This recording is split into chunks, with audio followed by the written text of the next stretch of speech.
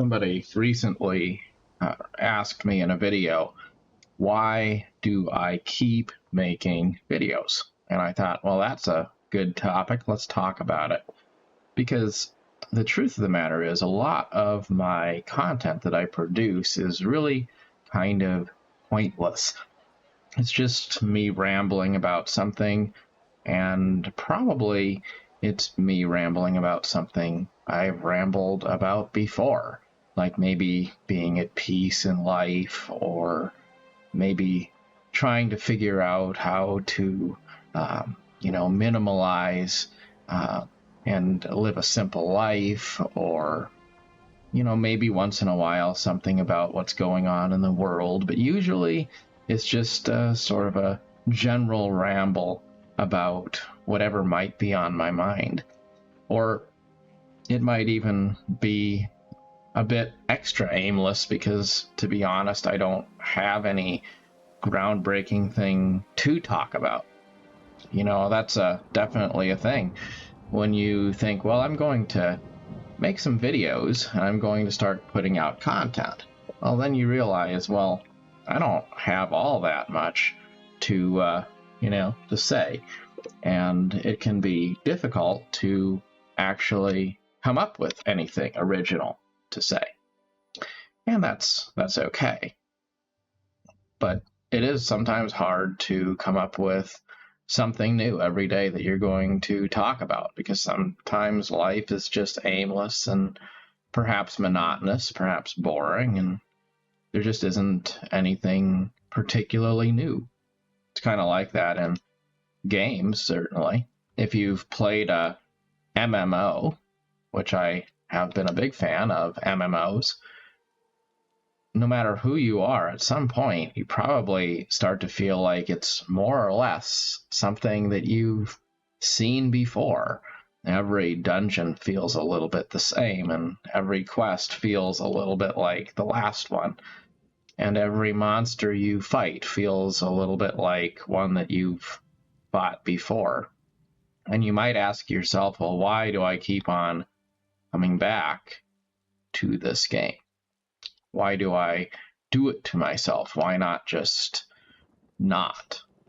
And I do think somewhere in there's a lesson to be learned about the importance of not just giving up on things.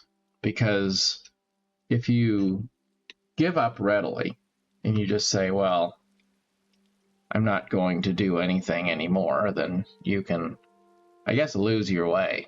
You have to have some anchor points, some things that you just do every day.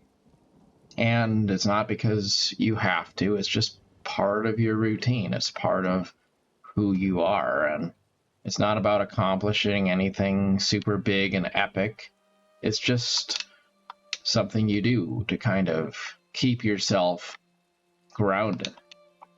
I think back to some of the YouTubers who I've enjoyed the most, and the ones who made me think to myself, I would like to make content online too.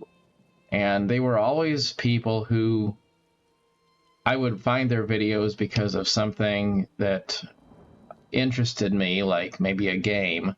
But then what made me stick around is just their personality. It was that they put out regular content and just talked about life, and it was kind of cathartic in a way.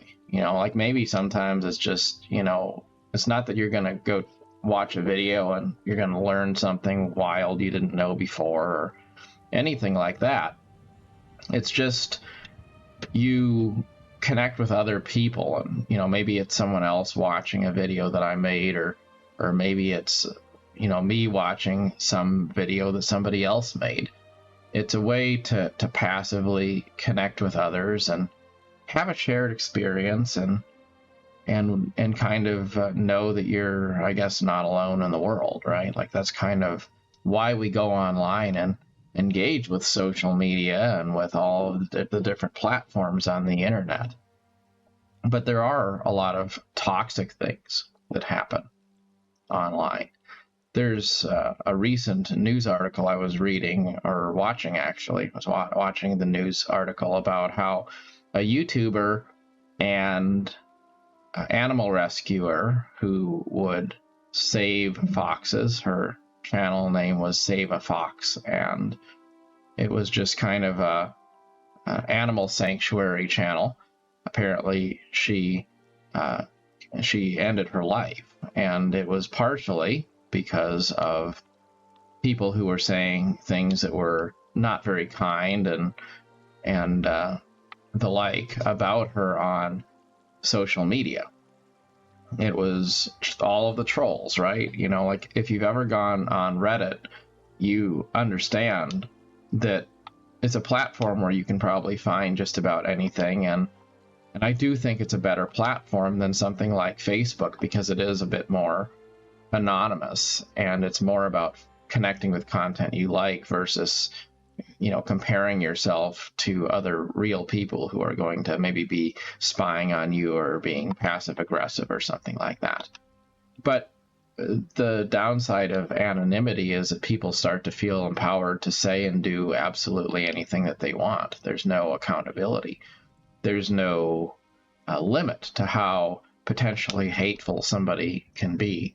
And when you get into an environment like that, then you can wind up doing real harm to people because you just start to get on the bandwagon of saying things that are not going to be uplifting to the recipient of those remarks. And that's actually the point.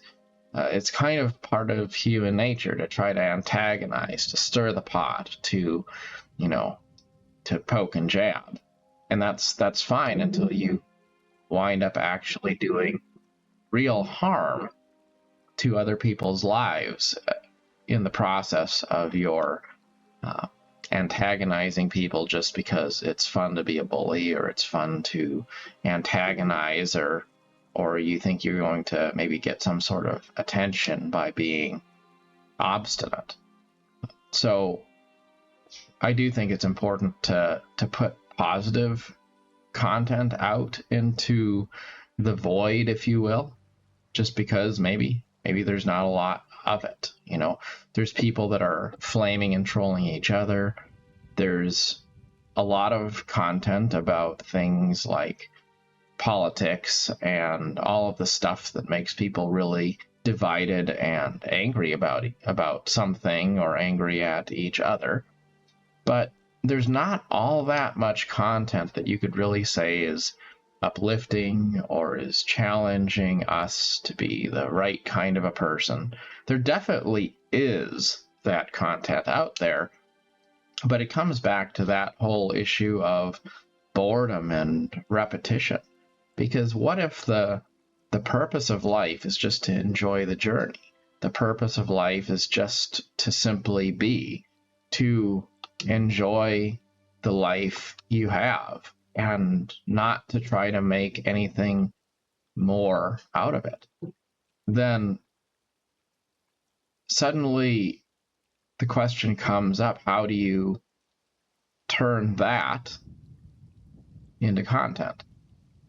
If my life is simple and it's repetitive and it's peaceful and I hang out in a few games I enjoy and I go for a few walks around the neighborhood and every day winds up being very much like any other day, somewhere in there there's a meta that's worth sharing, that life can be filled with peace no matter where you find yourself. And yet that's not really super shareable if someone's looking for excitement or they're looking for something extremely purposeful. It was like a friend of mine said he went with his wife up the mountain and they were going to go see the wilderness. And so they drive up to this campsite 2 hours up into the mountains. And as soon as they get there, his wife kind of immediately starts to fidget and say, all right, we got here. We saw what we needed to see. So are we ready to go? And he was kind of like, well, I mean, it's not about that. Like, can we just sit here and like chill and just enjoy it? but she was kind of more restless. Like, I've seen what there is to see. We can move on now. And I think that's kind of how we tend to live our lives, right? Like, we're always saying, well, what is the purpose of what we're doing? What am I gonna get out of it? But then there's also this truth that in the end, no matter who you are, even if you have a really exciting story, there's going to come a point in your life when it all doesn't matter anymore. Like if you're Warren Buffett, you've built your empire, you've done all these things in your life, and that's great. But when you're 90 years old, all you're going to really do is maybe have another cup of coffee and maybe enjoy another steak or two. And, it's not really your problem anymore, right? Like most of our lives aren't anything extremely share-worthy or extremely exciting. Most of the great lessons in life are actually lessons in simplicity. They're lessons in learning how to be content and learning how to find peace in the experience of life rather than trying to be in control of the outcome. It's a lot of things that just don't make amazing content necessarily, but they are things that are probably worth sharing. And that's really what this channel is all about. It's about finding peace and finding perspective in the quiet places of life, whether that's a game that you find to be cathartic to play, or just spending time alone, or maybe immersing yourself in a work of philosophy or a good work of fiction.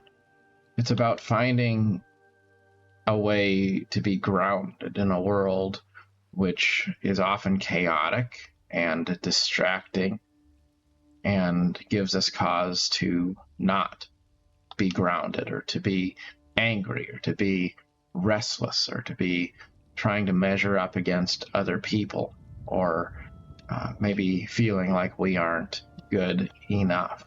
Those are the kinds of things that we want to let go of that and just be present in the life that we have. And that's not really a message that you share once and then just call it a day and don't share it anymore. It's something that you have to remind yourself of every day, and it's something that you have to share with others every day. And I think a lot of people will start to be frustrated and they'll say, well, where is the rest of it? Is there not something more? And there really isn't. It's kind of like if you went to go find a priest or a guru or, a monk up in the mountains or of Tibet or something, and you'd find them and they would just be this kind of quiet, peaceful, meditative individual. And if you were impatient, you'd say, well,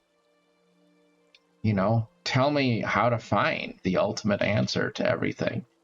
Help me get there. Like, what is the, what is the lesson I'm supposed to learn?